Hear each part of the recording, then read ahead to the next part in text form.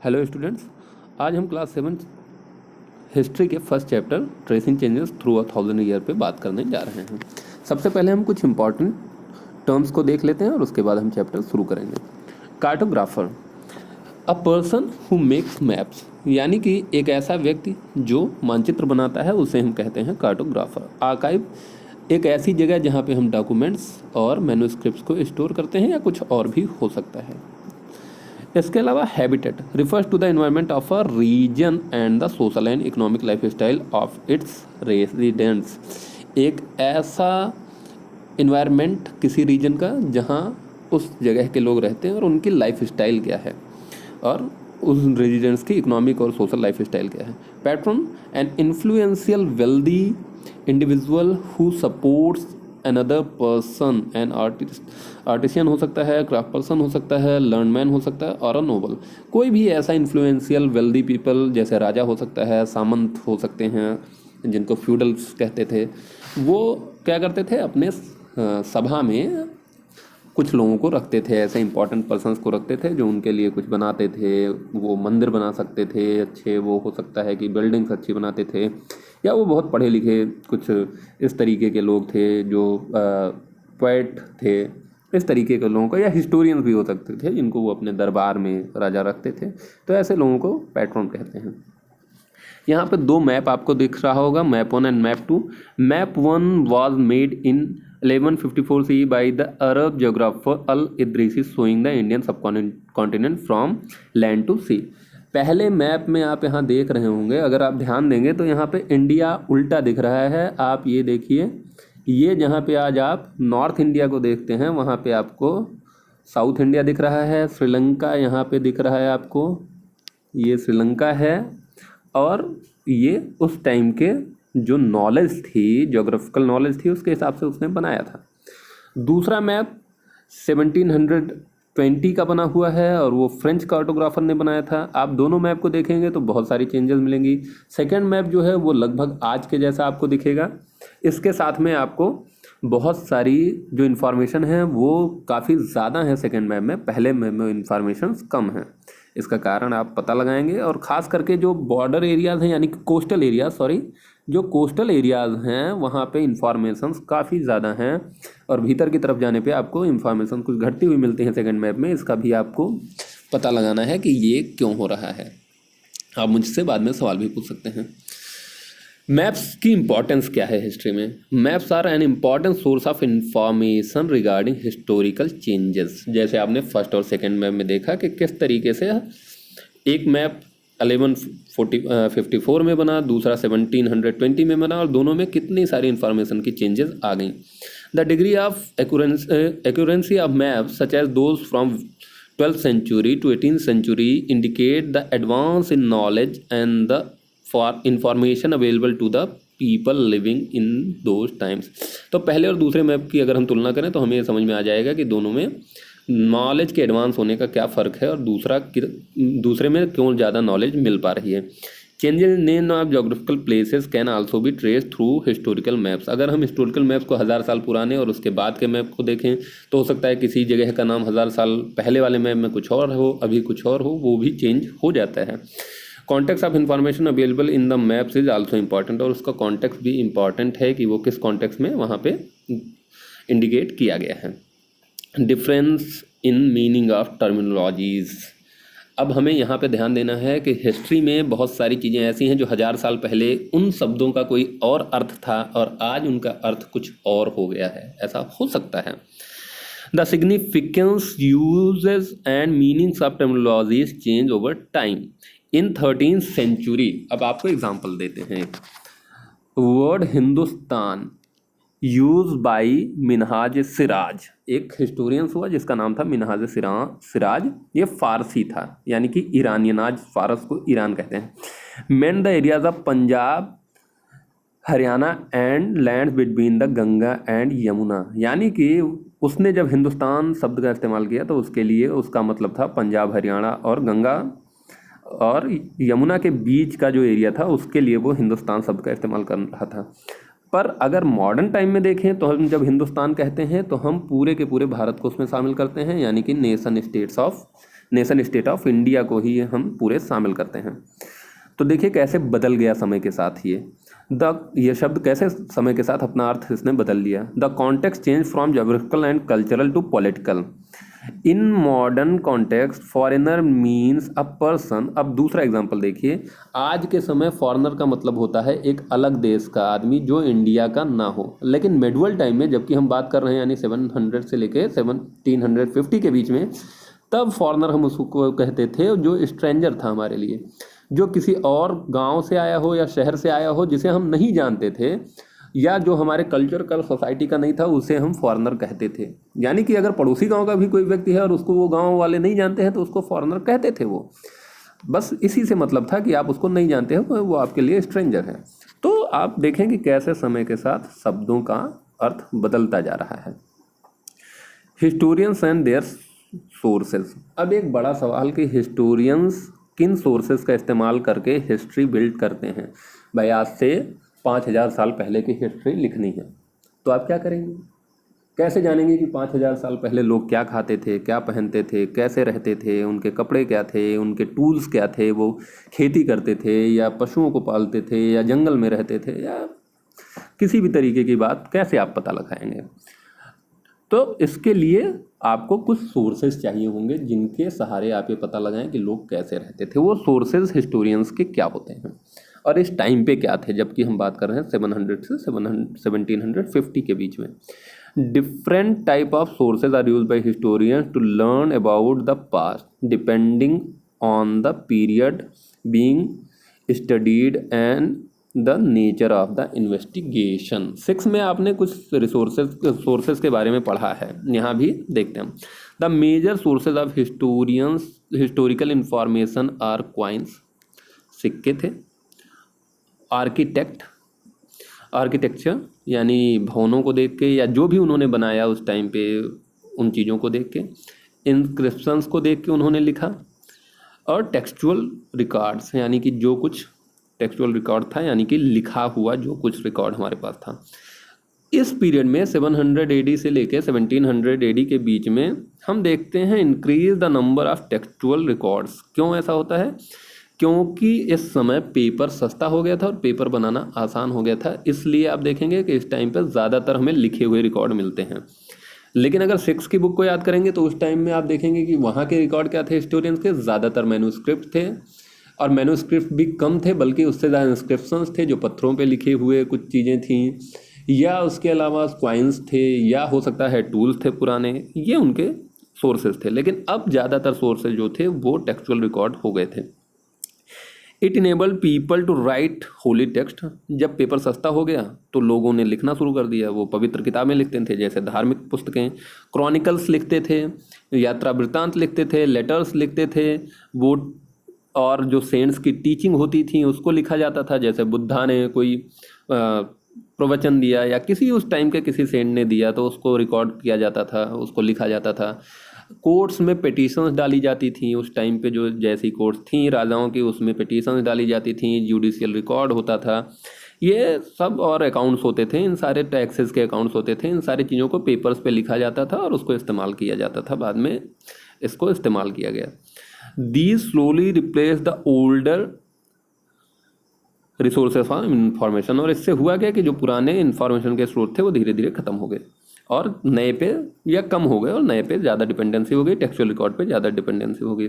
Wealthy people, rulers, monasteries and temples collected manuscripts which were placed in libraries and archives. और manuscripts को अमीर लोग मंदिर, मस्जिद और जो मॉन्स्ट्रीज यानी मठ थे बौद्धों के, वो इकट्ठा करते थे और उनको लाइब्रेरीज में, आर्काइव में रखा जाता था। Manuscript still had to be copied. Manuscript क्या थे, आपने 6 में पढ़ा है कि उनको हाथ से कॉपी किया जाता था और इसमें वेरिएशन आ जाता था समय के साथ। इसको ऐसे समझिए कि आप अपने दोस्त की बुक लेते हैं, अपने फ्रेंड की बुक की नोटबुक लेते हैं और उससे जब कॉपी करते हैं आप काम को, तो कई बार उसकी हैंड राइटिंग आपको समझ में नहीं आती है और आप कुछ का कुछ लिख जाते हैं और ऐसे धीरे धीरे चेंज आ जाता है। अब हिस्ट्री में ये कई बार ऐसा हुआ कि एक दूसरे की कॉपी की गई और हो सकता है कि पूरा का पूरा शब्द ही बदल गया हो, तो ये एक प्रॉब्लम थी उसमें। New social and political groups. अब हमें देखना है 700 AD से 750 AD के बीच में कौन से ऐसे सोशल ग्रुप थे जो इमर्ज हुए। तो इसमें देखेंगे the scale variety of the events and developments that occurred over the period from 700 AD to 750 AD is enormous, making its challenging for the historians. बहुत तेज़ी से चेंजेस आए और वो हिस्टोरियंस के लिए काफ़ी परेशानी वाली बात थी, क्योंकि बहुत सारी चीज़ें उनको नई मिल रही थी। New technologies in irrigation, agriculture, craft and warfare in the sub continent during this period. नए तरीके का इरिगेशन का सिस्टम आ गया, एग्रीकल्चर का नया तरीका आ गया, क्राफ्ट वारफेयर यानी कि लड़ाई करने के तरीके, सामानों को बनाने के नए नए तरीके आ गए। New crop like potato, tea, chilli, ये सब आ गया सब कॉन्टिनेंट में, यानी इंडिया में, जो पहले नहीं था। Became very important, were also introduce with the arrival of new peoples. तो बाहर से जो लोग भी आए भारत में, उन्होंने धीरे धीरे नई नई चीज़ें यहाँ लेके आए उन्होंने, और कुछ उन्होंने हमसे सीखा। As such it was a period of economic, political and social and cultural changes. तो ये जो पीरियड था यहाँ पे इकोनॉमिक, पॉलिटिकल यानी कि आर्थिक, राजनीतिक, सामाजिक और सांस्कृतिक बदलाव लगातार आ रहे थे। Travelling for trade and exploration also increase during this period. तो इस टाइम में बहुत सारे लोग ट्रैवल कर रहे थे ट्रेड के लिए, और उसके अलावा खोजों के लिए एक दूसरी जगहों पे आ जा रहे थे, और उससे भी बहुत सारी नई चीज़ें पता चल रही थी। इसमें राजपूत एक नया ग्रुप इमर्ज हुआ, जो वॉरियर्स का ग्रुप था, वो अपने को क्षत्रिय कहते थे, और उन्होंने इस ड्यूरेशन में 700 से 1750 के बीच में उन्होंने इम्पोर्टेंस गेन की थी। Maratha, Sikhs, Jat, homes and Kayastha also became important, और ये भी कुछ ग्रुप्स थे जिन्होंने अपने आप को पावरफुल बनाया इस बीच में। Clearing of forest in order to expand agriculture force many forest dwellers to migrate और बिकेम पीजेंट्स। इस टाइम पे क्या किया गया, जंगलों को काटा गया खेती के लिए। बहुत सारे जो जंगल में रहने वाले लोग थे उनको या तो पीछे ढकेल दिया गया, वहाँ से भगा दिया गया, या उनको पीजन बनने पे मजबूर कर दिया गया। Societies became complex and required hierarchies. अब सोसाइटीज़ कॉम्प्लेक्स हो रही थी, उनको हायरार्कीज की ज़रूरत आ गई, और peasants were required to pay taxes. Peasants को टैक्स देना पड़ने लगा। Offer goods and services to local lords. राजाओं ने किसानों से टैक्सेस मांगना शुरू कर दिया। Economic and social differences based on upon amount of land, cattle and craftsmanship emerge among peasants. अब जो किसान थे उनके बीच में उनके स्टेटस को लेके डिफरेंसेस आने लगे, जैसे किसके पास कितना खेत है उसके हिसाब से वो बड़ा या छोटा किसान हो गया। कैटल किसके पास कितने हैं, यानी कि कुल मिला के किसके पास कितनी वेल्थ है उसके हिसाब से उनको अलग अलग ग्रुप में बांटा जाने लगा। सब कास्ट यानी कि जातियां बनने लगीं, और ये जातियां मेनली अपने काम के आधार पे डिफाइन होती थीं। They had their own rules, और उनका अपना रूल रेगुलेशन होता था, जिसे जाति पंचायत जो असेंबली थी एल्डर्स की, वो नियम कानून बनाती थी एक जाति के लिए और उसको फॉलो कराती थी। Rank varied according to power, influence and resources controlled by them the members of the caste. और उनके रैंक कैसे होते थे जातियों के, जिसके पास जितना रिसोर्स है उसके हिसाब से, जिसका जितना प्रभाव है उसके हिसाब से उनके रैंक तय हो जाते थे। तो ये सब कुछ चेंजेस आ रहे थे। Region and empire, various dynasties gained ascendancy over different regions leading to the rise of kingdoms and empires. इस समय एम्पायर्स बनने लगे, अलग अलग रीजन्स पे उन्होंने अपनी पावर बढ़ानी शुरू कर दी। The noble dynasties of this the period were the Cholas. इस टाइम पे चोल, खिलजी, तुगलक और मुगल्स इंपॉर्टेंट डायनेस्टीज़ हुई। इसमें भी मुगल्स सबसे ज़्यादा सक्सेसफुल हुए और सबसे बड़ा एम्पायर बनाया उन्होंने। और उनके ख़त्म होने के बाद 18वीं सेंचुरी में उनके डिक्लाइन होने के बाद भी जो उनका बनाया स्टेट था, वो रीजनल स्टेट था, वो री इमर्ज हुआ। उसके बाद फिर मुगल्स ख़त्म हो गए, उसके बाद भी मुगल्स का जो एडमिनिस्ट्रेशन का जो तरीका था, जो गवर्नेंस का तरीका था, वो आज भी कुछ कुछ हद तक कहीं कहीं आपको उसके प्रभाव दिख जाएंगे हमारे एडमिनिस्ट्रेशन में, और बाकी चीज़ों में कहीं कहीं कोई चीज़ दिख जाएगी। आप यहाँ देख रहे हैं एक मैप, ये provinces of the Delhi sultanate during Mohammad Tughlaq's reign according to the Egyptian source. तो ये उस टाइम के इजिप्टियन सोर्स हैं जब मोहम्मद तुगलक यहाँ शासन करता था, और भारत में उसके कहाँ कहाँ पे उसने प्रभाव अपना बनाया था उसका एक मैप है। अगर पुराने और नए धर्मों की बात की जाए, ओल्ड एंड न्यू रिलीजन्स, तो religion was the major force behind social and economic organisation of local communities. Religion एक बहुत इंपॉर्टेंट चीज़ थी जो लोगों को संगठन में बांटती थी, समूहों में बांटती थी। Religious beliefs were shape by social conditions. तो जो धार्मिक आस्थाएं थी लोगों को, वो सोशल कंडीशंस के हिसाब से तय होती थी। Important changes occurred in Hinduism during this period. Hinduism में एक बड़ा चेंज आया। क्या आया? अब लोकल डाइटीज़ आ गए, न्यू डाइटीज़ आ गए, royal patronage of temples and growing importance of Brahmins, the priests are dominant groups in the society। जो राजा थे उन्होंने मंदिर को दान देना शुरू किया, अपने देख रेख में रखना शुरू किया। इसके अलावा जो ब्राह्मण्स थे, जो पुजारी थे, पंडित थे, उनका इस टाइम पे डोमिनेंस बढ़ा, क्योंकि वो संस्कृत जानने वाला ग्रुप था और संस्कृत एक नोबल लैंग्वेज थी इस टाइम पे, उस पर उनका अधिकार था, वो उसे पढ़ते थे और इसकी वजह से उनकी सोसाइटी में इम्पॉर्टेंस बढ़ रही थी। और साथ में उनको क्षत्रियों का यानी कि रूलर्स का भी साथ मिला हुआ था, इस वजह से भी उनकी इम्पॉर्टेंस इस टाइम पे बढ़ रही थी। द आइडिया भक्ति ऑफ अ लॉबिंग पर्सनल, और एक नई चीज़ आई भक्ति। इससे पहले तक माना जाता था कि बिना यज्ञ किए, बिना कर्मकांड किए आप ईश्वर के साथ अपना रिलेशन मेंटेन नहीं कर सकते हैं। लेकिन इस टाइम पे यानी 700 से लेकर 750 में एक नई चीज़ आई कि भक्ति नाम का एक नया ग्रुप, एक नया ब्रांच आया हिंदुइज्म में, जिसने कहा कि आपको किसी बीच के आदमी की ज़रूरत नहीं है। आप खुद से आस्था रख के, खुद से पूजा पाठ करके आप गॉड के कनेक्शन में आ सकते हैं, उससे कनेक्ट हो सकते हैं और उसकी जो कृपा है वो आपको मिल सकती है। इस तरीके की बातें कही गई। Personal deity that devotees could reach without the support of the priest, यानी कि किसी पुजारी की ज़रूरत नहीं है, आप अपने आप से पूजा करिए, आपका ईश्वर आपको अपनी कृपा देगा। The teachings of Islam were also introduce through migrants and merchants. जो इस्लाम की टीचिंग्स थी वो भी भारत में आई। इस टाइम पे अरब से इस्लाम का उदय होता है और जब अरेबियंस भारत में आते हैं, इन्वेडर्स आते हैं, तो धीरे धीरे वो आते हैं रिसोर्सेज के लिए, लेकिन अपने साथ अपना कल्चर और बाकी चीज़ें लेके आते हैं और यहाँ पर और साथ में व्यापार करने या किसी काम से आते हैं, तो वो अपने धर्म और उसके शिक्षाओं को भी लेके आते हैं। They were widely interpreted by their followers leading to the emergence of various sects and schools of the law. तो इस्लाम में भी बहुत सारे स्कूल बने, बहुत सारे लॉ बने अलग अलग। भारत में आके भी हनफी, सफ़ी, यहाँ दो मुख्य उनकी धाराएं बनी। उसके अलावा शिया, सुन्नी, इस तरीके के ग्रुप्स बने और उनके अपने अलग अलग बिलीफ्स हैं जो इस्लाम से ही निकले हैं।